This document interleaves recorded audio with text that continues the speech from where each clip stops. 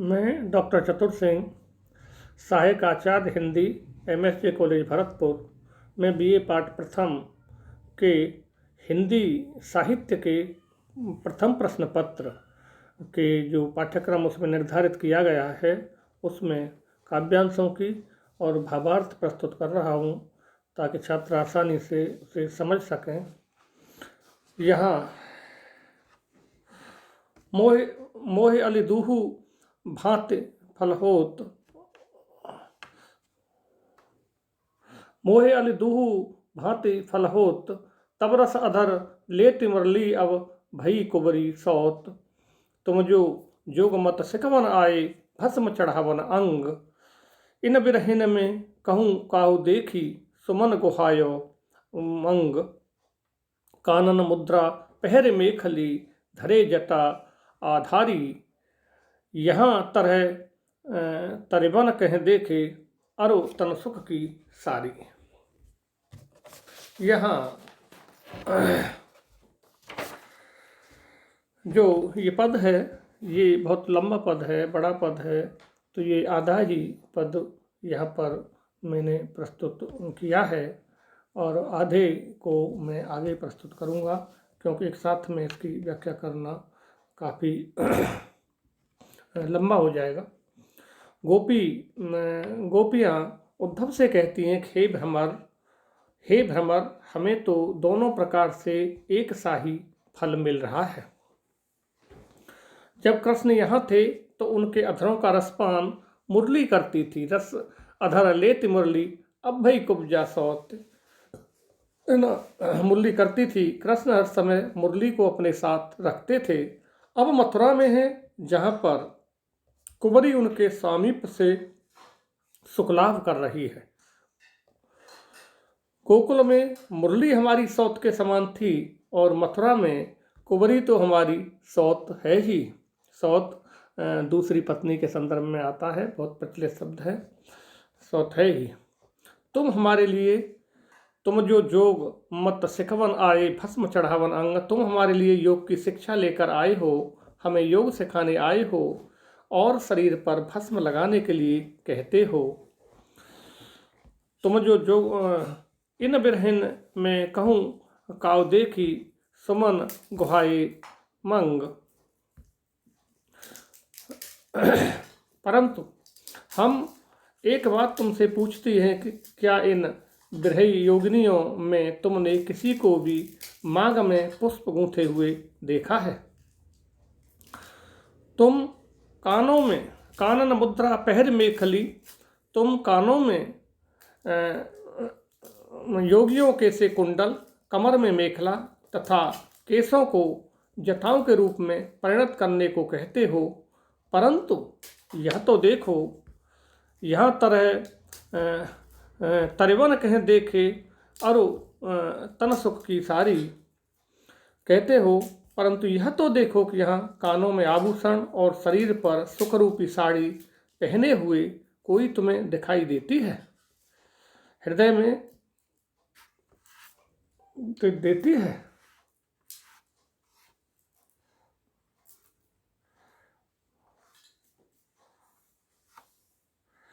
हाँ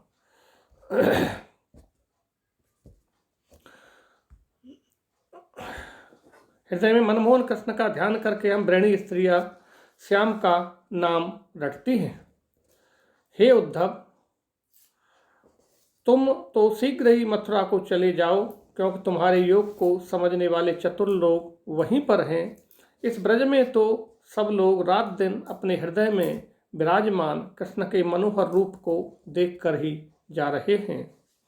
इस ब्रज में उद्धव घर घर योग की सार्थकता सिद्ध करते हुए बचते फिर रहे हैं, परंतु व्यर्थ समझकर कोई उसे खरीदाता नहीं है। यहाँ पर गोपियाँ वही उद्धव के उस ज्ञान योग को पूरी तरह से काटती हैं, योग मार्ग को काटती हैं, निर्गुण ब्रह्म का विरोध करती हैं और अपने सगुण यानी कि कृष्ण के प्रेम की वो बात करती हैं और वो व्यंग भी करती हैं और मुरली के संदर्भ को लेकर हमेशा ध्रुव पर रही सोत के समान, और कुब्जा को लेकर भी वो व्यंग भी करती हैं। और यहाँ ब्रज में उनके निर्गुण को कोई भी समझने वाला या नहीं है, इस बात को वो स्पष्ट तौर से कह देती हैं। अपने ज्ञान योग को उठाओ और गठरी को बांध के मसरा ले जाओ। यहाँ ये है। मैं अगला छंद यहाँ प्रस्तुत कर रहा हूँ। बहुत ही महत्वपूर्ण छंद है। कितनी आसानी के साथ, कितनी सरलता के साथ इसमें निर्गुण ब्रह्म को उन्होंने किनारे कर दिया है गोपियों ने, ये बात यहाँ देखते ही बनती है। बहुत ही महत्वपूर्ण छंद है। निर्गुण कौन देश को वासी, निर्गुण कौन देश को वासी, मधुकर हस समझाए सोहदय, बूझत साचन हासी। को है जनक जनन को कहियत, कौन नारे को दासी, कैसो वर्ण भेष है कैसी, केहि रस में अभिलाषी। पावे गो पुन कियो आपना, जोरे कहे गो गासी। सुनत मौन वे रहो ठग्यो सो, सुर सवे मति नासी। तो बड़ा ही महत्वपूर्ण छंद है। कितना सहज और सरल सा वो अपना जो प्रश्न करती हैं, उसके रूप को लेकर प्रश्न करती हैं, उसके जन्म और उसको लेकर प्रश्न करती हैं, माता पिता को लेकर कितने सरल ढंग से। सौह सौह कसम के संदर्भ में आता है, कसम दे रही हैं वो। गांसी कपट की बात, गांसी कपट की बात, नासी नष्ट हो गई। निर्गुण कौन देश को वासी, हे उद्धव तुम्हें यह बताना ही होगा कि तुम्हारा निर्गुण किस देश का वासी है। हे उद्धव तुम्हारा निर्गुण किस देश में निवास करता है, कहाँ रहता है वो, उसका स्थान जगह तो बतानी पड़ेगी तुम्हें। हे मधुकर हंस समझाए सोहदय, बूझत साचन हासी। हे मधुकर हमें उसके विषय में अच्छी प्रकार से समझा दो। हम तुमसे शपथ खाकर पूछते हैं, कोई तुम्हारी या तुम्हारे ब्रह्म की हंसी नहीं उड़ा रही है। हमें तो बस समझा दो इस बात को कि वो कहाँ रहता है। पहला सवाल ये हमारा। को है जनक जनन को कहियत, कौन नारी को दासी। हे उद्धव हम मजाक में तुमसे प्रश्न नहीं पूछ रही हैं कि उसका पिता कौन है, कौन उसकी माता है, कौन स्त्री है, तथा कौन उसकी दासी है। कैसो वर्ण भेष है कैसी, के रस में अभिलाषी। उसका रूप रंग तथा पहनावा कैसा है, एवं किस रस का वो इच्छुक है। गोपियाँ कहती हैं कि हमारा प्रेमी तो प्रेम रस में अनुरक्त है। पावे गो पुन कियो आपना, जोरे कहे गो गांसी। सुनत मौन पे रहो ढग्यो सो, सुर सवे मत नासी। तुम्हारी निराकार ब्रह्म किस रस के इच्छुक हैं। यदि तुमने हमारी इन बातों का उत्तर गलत दिया या हमसे कुछ भी झूठ बोले तो तुम अपने किए का फल स्वयं भोगोगे।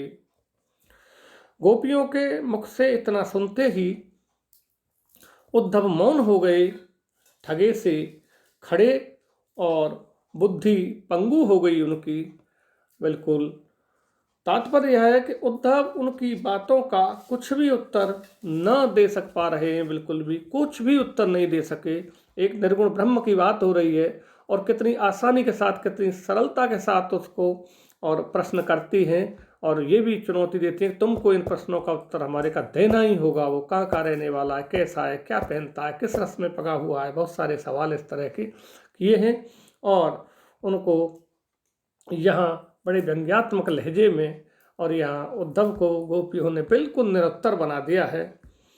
तो ये मैं कह ही सकता हूँ कि गोपियों का जो व्यंग भाव के रूप में यहाँ पर प्रस्तुतिकरण है, और यहाँ बार बार जो ये भ्रमर आता है ये उस व्यंग के ही संदर्भ में आता है कि भ्रमर काले और अलग अलग पुष्पों पर बैठने वाले, उसी तरह व्यंग में कृष्ण को कभी वो आधार बनाती हैं। और यहाँ निर्गुण ब्रह्म के विषय में बड़ी सरलता के साथ जो बातें गोपी ने रखी हैं वो बड़ी ही मर्मस्पर्शी हैं, और बड़ी हंसी हंसी में, बड़ी होशियारी के साथ हंसी हंसी में उस भोली भाली गोपियों ने, और इतने बड़े ज्ञानी, परम ज्ञानी, हालांकि कृष्ण चाहते भी ये थे कि इन्हें अपने ज्ञान का बहुत ही ज़्यादा घमंड है, इनको एक बार उधर भेजा जाए और वहाँ ब्रज में जाकर इनको ये पता चलेगा कि तुम्हारा ये ज्ञान गर्भ है ये सच्चा है, या जो प्रेम है और जो प्रेम की अनुभूति है वो सच्ची है। तो यहाँ निर्गुण ब्रह्म को बहुत सादा ढंग से, सादा बातों से यहाँ क्लैश कर दिया गया है, अर्थात यहाँ उन बातों के द्वारा उस को सगुण को बहुत आगे और प्रेम को बहुत आगे लिया गया है। आज के इस वीडियो में यहीं तक, फिर मिलते हैं। धन्यवाद, थैंक यू।